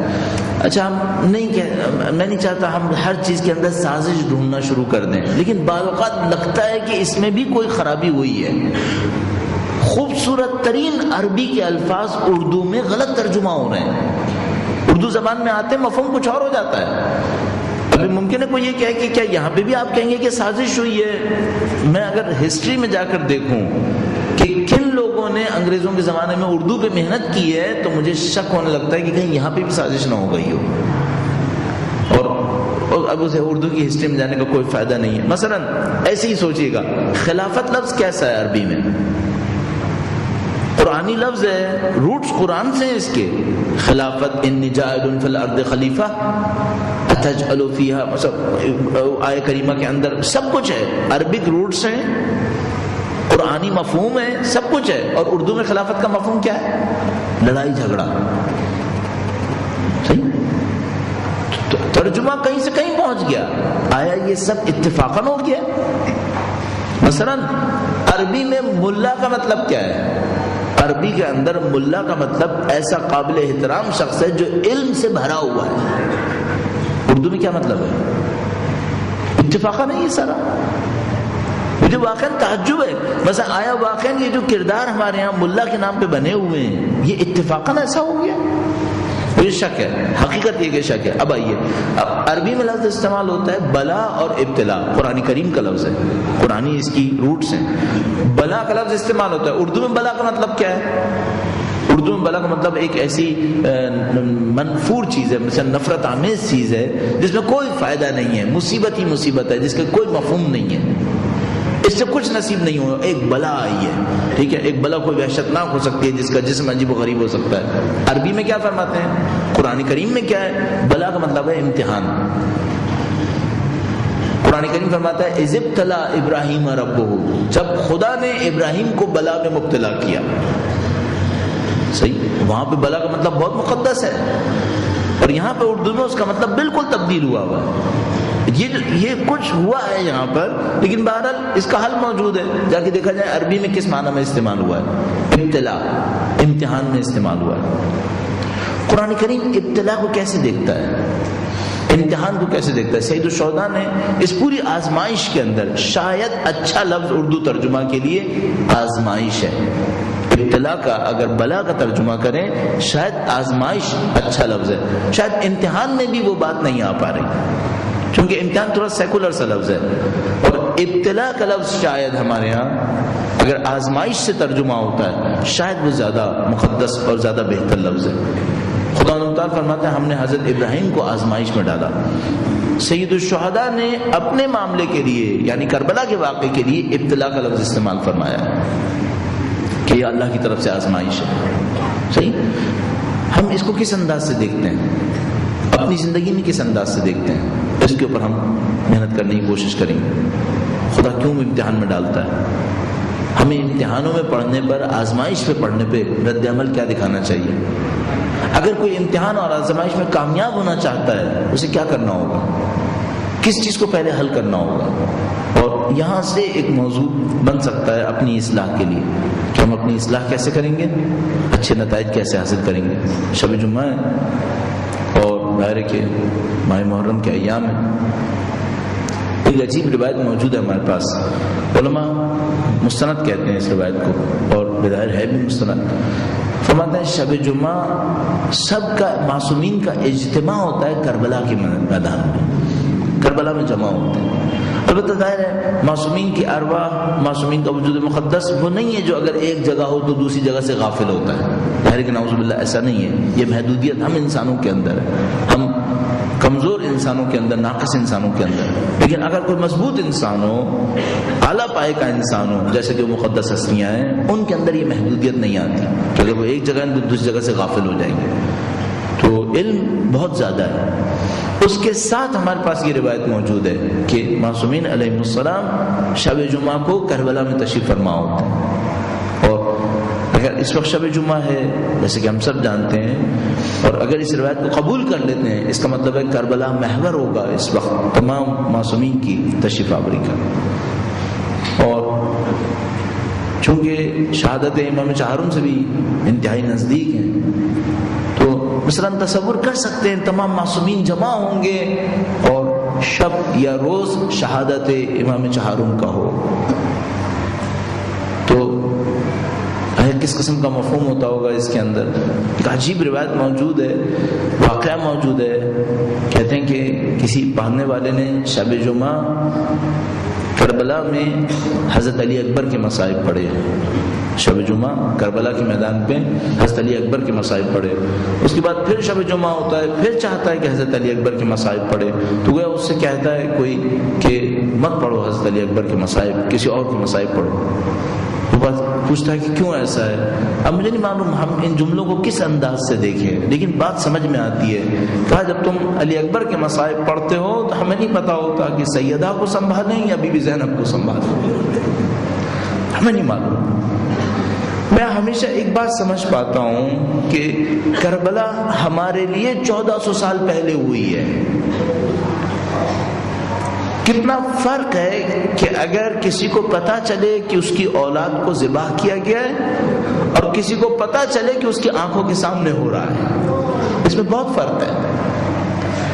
میرے لیے کربلا تاریخ ہے، میں نے کتابوں میں پڑھی ہے، لوگوں سے سنی ہے، لیکن امام وقت کے لیے کربلا تاریخ نہیں ہے، سامنے ہونے والا منظر ہے، سامنے ہونے والا منظر ہے۔ اور چوتھے امام کی ذات وہ ذات ہے جس کو امامت کے ناطے نہیں، ظاہر کے ناطے بھی دیکھنا پڑا ہے کہ اس کے بابا کو ذبح کیا گیا۔ جو امام چہارم کے مصائب ہیں، امامت کے مراحل میں یہ مصائب عجیب ترین مصائب میں سے ایک ہے۔ معمولاً امامت کا منتقل ہونا سخت مرحلہ ہے، سمجھ میں آتی ہے بات۔ تمام معصومین علیہ السلام جو مقام امامت کے اوپر فائز ہوئے ہیں وہ سب کے سب شہید ہوئے ہیں، اور ظاہر ہے کہ ایک معصوم شہید ہوئے ہیں تو دوسرے امام معصوم نے امامت کا دور شروع کیا ہے۔ لہذا مثال کے طور پر جب امیر المومنین کی شہادت ہوئی ہے تو امام مجتبیٰ کی امامت کا دور شروع ہوا ہے، اور امام امیر المومنین کی شہادت مظلومانہ واقع ہوئی ہے۔ لیکن جس طرح چوتھے امام کی امامت شروع ہوئی ہے وہ مظلومیت کا ایک عجیب ہی معاملہ ہے کہ ہمارے پاس روایت موجود ہے کہ بی بی زینب سلام اللہ علیہا چوتھے امام کے خیمے میں داخل ہوئی ہیں اور فرمایا ہے کہ سید سجاد تمہارے بابا میدان میں تنہا ہے، اور مولا چوتھے امام خطاب فرماتے ہیں، کہتے ہیں پھپھی اماں میری شمشیر مجھے دے، میں اپنے بابا کا دفاع کروں۔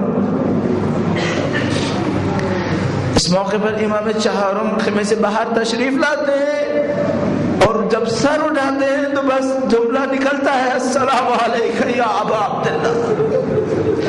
نیزے کے اوپر سر حسین بلند ہوا ہے اور چوتھے امام دیکھ رہے ہیں کہ میرا باپ ذبح ہو گیا۔ گویا مصیبتوں کا ایک دور یہاں سے شروع ہوا ہے۔ نہیں معلوم چوتھے امام نے کون کون سی مصیبتیں اٹھائی ہیں، شام غریبہ کے مصائب کو ہم کس عنوان سے دیکھیں جو چوتھے امام کی ذات میں دیکھتے ہیں. لیکن ہمارے پاس ایک جملہ موجود ہے, مجھے یاد ہے شاید علامہ رکن صاحب نے فرمایا تھا کہ شام غریبہ کے بعد جو شب آئی ہے چوتھے امام سجدے میں رہے پوری رات اور ایک جملہ دہراتے رہے, لا الہ الا اللہ حقا حقا. ساری رات توحید کا درس دیتے رہے, ساری رات توحید کو دہراتے رہے, اور اس کے بعد وہ طاقت اور توانائی ہے کہ اس کے بعد کوفہ اور کوفہ سے لے کے شام تک کی زنجیریں چلتی رہی ہے. مسلم جساس ایک کوفہ میں رہنے والا شخص ہے, روایت کرتا ہے, کہتا ہے قافلہ کوفے میں داخل ہوا ہے. کہتا ہے قافلے کے آگے آگے ایک جوان چل رہے تھے جن کے گلے میں توق تھا, پاؤں میں زنجیریں تھی اور ان سے خون بہ رہا تھا. میرا ذہن صرف یہ کہتا ہے ابھی کوفہ اور خون بہ رہا تھا. جب شام تک پہنچے تو گردن کی ہڈی کی سفیدی بھی نظر آتی تھی. اور اگر آخری روایت اس کے اندر شامل کریں کہ جب پانچویں امام غسل دے رہے تھے تو ایک موقع پہ امامہ اتار کے سر پہ ماتم کیا ہے اور فرمایا میں نے اپنے باپ کے زخموں کے نشان دیکھے.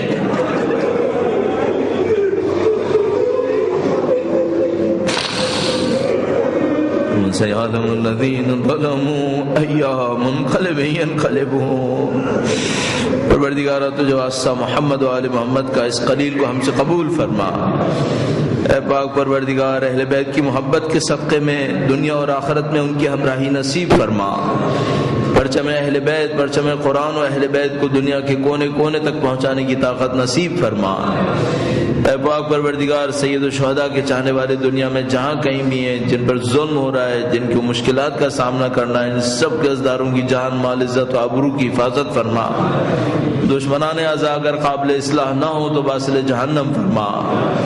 اے پاک پروردگار, بالاخص لاہور میں کچھ جوانوں کے اوپر ظلم کیا ہے دشمنوں نے. اے پاک پروردگار, ان جوانوں کو اس صبر کے نتیجے میں اجر جزیل نصیب فرما. ان کی مشکلات کو جلد از جلد حل فرما. اے پاک پروردگار, تجھے واسطہ محمد و آل محمد کا شب جمعہ ہے, ہمارے مرحومین کے تمام گناہان صغیرہ و کبیرہ کی مغفرت فرما. خداوندہ, تجھے واسطہ محمد و آل محمد کا سید و سردار مولا اور آقا امام آخر الزمان کے ظہور میں تعجیل فرما. ہمیں اور ہماری اولادوں کو ان کے جانثاروں میں قرار فرما. ہماری زندگیوں کا اختتام ان کی راہ میں شہادت قرار فرما. ربنا تقبل منا انک انت السمیع العلیم برحمتک یا ارحم الراحمین. عمر میں غلط فیصلہ کیا اور 20 سال بعد پتہ چل بھی گیا کہ فیصلہ غلط تھا.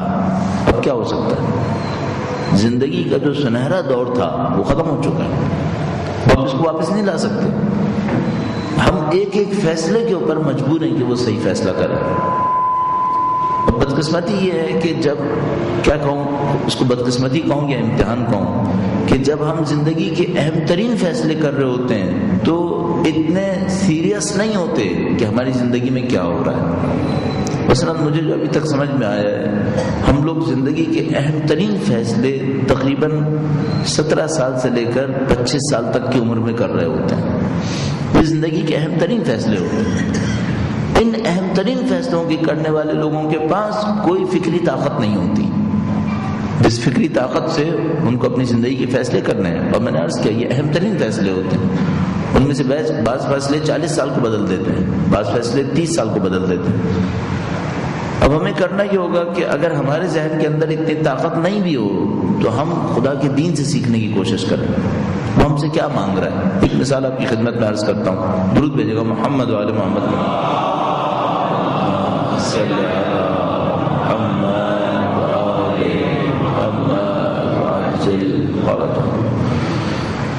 اور یہ میں نے ابھی آپ کی خدمت میں عرض کیا, یہ اگر ایک انسان کی زندگی کے بارے میں بات کریں تب بھی ہمارے پاس بہت زیادہ طاقت نہیں ہوتی. پورے معاشرے کے بارے میں سوچیں تب تو بات سمجھتے سمجھتے 100 سال لگ جاتے ہیں. پہلے معاشرے سے مثال دے دوں. خدا تعالیٰ نے دین کے اندر وراثت کا قانون رکھا ہے. فرمایا کہ عورتوں کو اتنا نصیب ہے, مردوں کو اتنا حصہ ملے گا. اگر کوئی معاشرہ غلط فیصلے کرے کتنے عرصے میں پتہ چلے گا کہ یہ فیصلہ غلط تھا. جب اسلام آیا تو لوگ عورتوں کو کچھ نہیں دیتے تھے, خواتین کے پاس کوئی حقوق نہیں تھے، ان کو وراثت میں سے کچھ نہیں ملتا تھا۔ دین اسلام نے 1400 سال پہلے کہا کہ خواتین کو ملنا چاہیے۔ وہ جو معاشرے پہلے والے معاشرے تھے سینکڑوں سال تک غلط کرتے رہے، پھر ان کو احساس ہوا کہ نہیں ہم سے غلطی ہوئی ہے۔ اس کے بعد اسلام کی فکر کی طرف آنے کی کوشش کی۔ اب جدید دور کے اندر اسلام پر اعتراض ہوا کہ اسلام آدھا کیوں دے رہا ہے اور پورا کیوں نہیں دیتا، یعنی جتنا مردوں کو دے اتنا عورتوں کو کیوں نہیں دیتا۔ اعوذ باللہ من الشیطان الرجیم،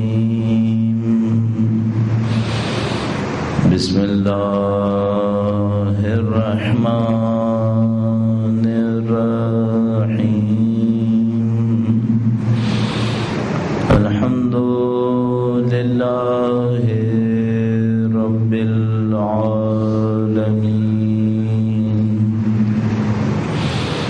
والصلاة والسلام علی سید الانبیاء والمرسلین،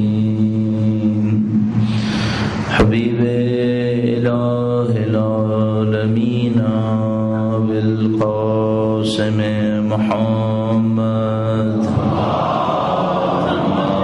صلی علی محمد وعلی آلہ الطیبین الطاہرین، سیما بقیت اللہ فی الارضین، قال اللہ تعالی فی کتابہ الکریم، بسم اللہ الرحمن الرحیم، ام حسبت ان اصحاب الكهف والرقيم كانوا من آياتنا عجبا۔ درود بھیجے گا محمد وعلی محمد،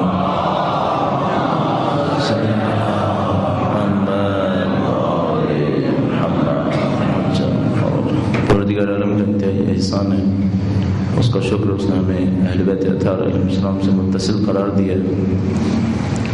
خدا تعالیٰ کا انتہائی شکر ہے کہ اس نے ہمیں سید الشہداء کی یاد میں ان کے ذکر میں قرار دیا کرنے لگا ہے۔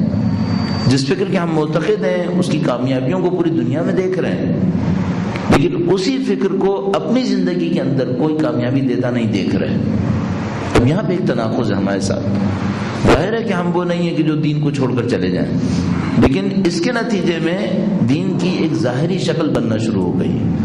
اب جو ہمیں اس کو حل کرنا ہوگا وہ یہ کرنا ہوگا کہ ہم کون سی کوتاہی کر رہے ہیں جس کی وجہ سے دین ہمیں وہ نہیں دے رہا جس کا دوسری دنیا انتظار کر رہی ہے۔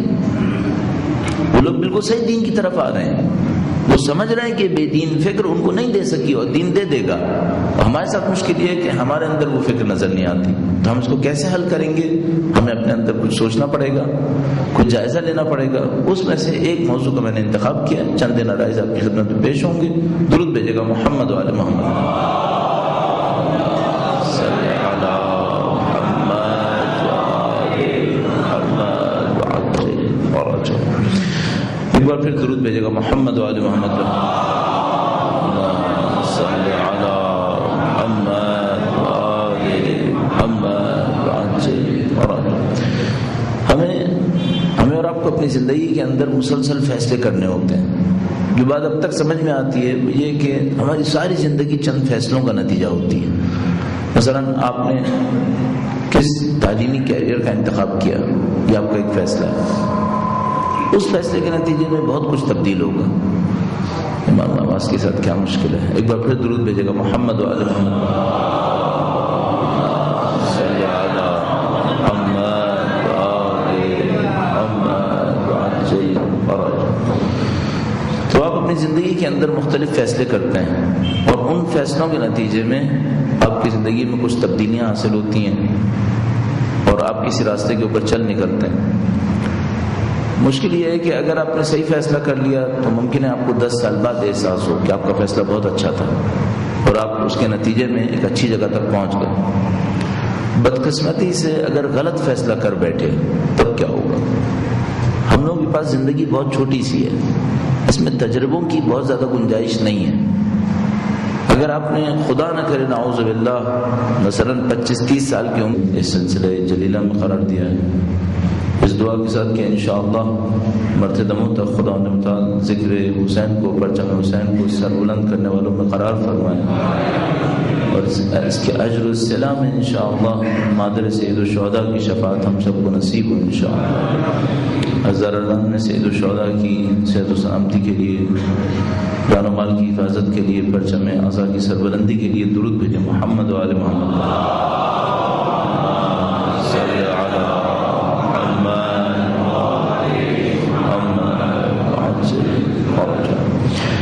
پروردگار عالم نے دین مبین کو بہت سارے دعووں کے ساتھ، بہت سارے حقائق کے ساتھ ارسال فرمایا ہے۔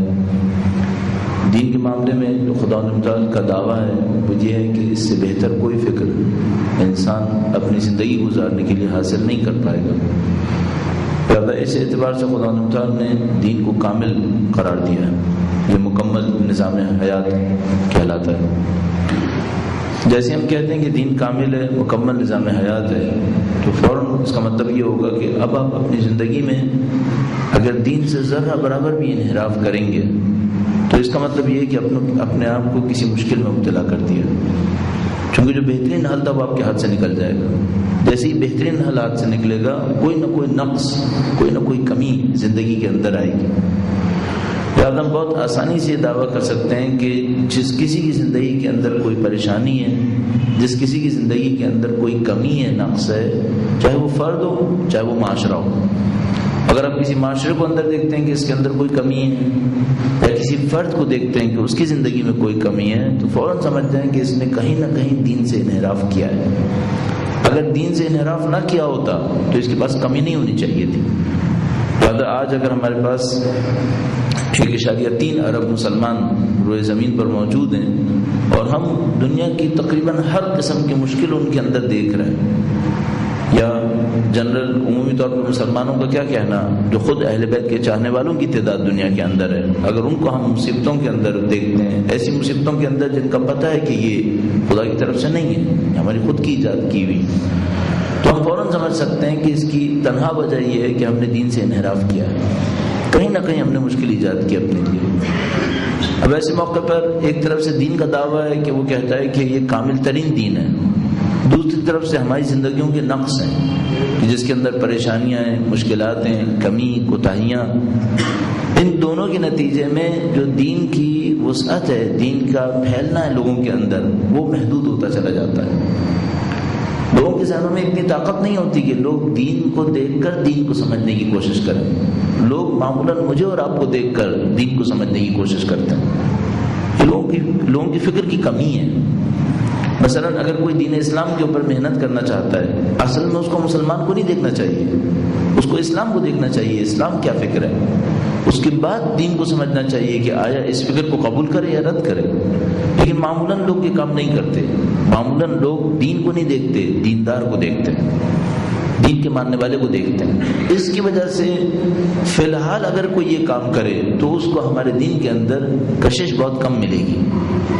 دنیا کے غریب ترین مسلمانوں کے اندر دیکھے گا، دنیا کے اندر معمولاً ہونے والی جنگوں کو مسلمانوں کے علاقوں کے اندر دیکھے گا۔ اس اعتبار سے ہمارے پاس دینے کے لیے، مسلمانوں کی طرف سے دینے کے لیے بہت کم چیزیں دیکھے گا۔ اب ہماری جو ذمہ داری بنتی ہے، خاص کر آج کے زمانے میں جب پوری دنیا سے دین کی طرف بڑھی ہوئی ہے، ایک عجیب و غریب صورتحال ہے اس وقت۔ یعنی ہم لوگ چونکہ پیدا ہی مسلمان گھرانوں کے اندر ہوئے، پیدا ہی شیعہ گھرانوں کے اندر ہوئے، اہل بیت کے ماننے والوں کے یہاں ہم لوگوں کی تولد ہوئی ہے، ہمارے اندر شاید دین کی وہ ڈیمانڈ نہیں ہے جو اس وقت دنیا کے اندر حاصل ہو گئی ہے۔ دنیا طلب کر رہی ہے کہ اگر کسی کے پاس کوئی فکر ہے جس سے مشکل حل ہو سکتی ہے تو وہ فکر نصیب ہو جائے، خاص کر شیعت کے اندر جو آخری 30-35 سال کے اندر حادثات پیش آئے، واقعات پیش آئے، انہوں نے پوری دنیا کے اندر شیعت کو لوگوں کے سامنے پیش کر دیا، لوگ اس کی ڈیمانڈ کرنے لگے۔ اب ایک طرف سے ان کے اندر ڈیمانڈ ہے، وہ سمجھنا چاہتے ہیں کہ شیعت کیا ہے، اور پتہ نہیں عالمی سطح پر کیا کچھ شیعت کے بارے میں انجام پا رہا ہے۔ دوسری طرف سے ہم دیکھتے ہیں کہ ہم اپنی زندگی کی چھوٹی مشکلات کو بھی اپنے دین سے حل نہیں کر پا رہے، تو ہمارے اپنے اندر ایک تناقض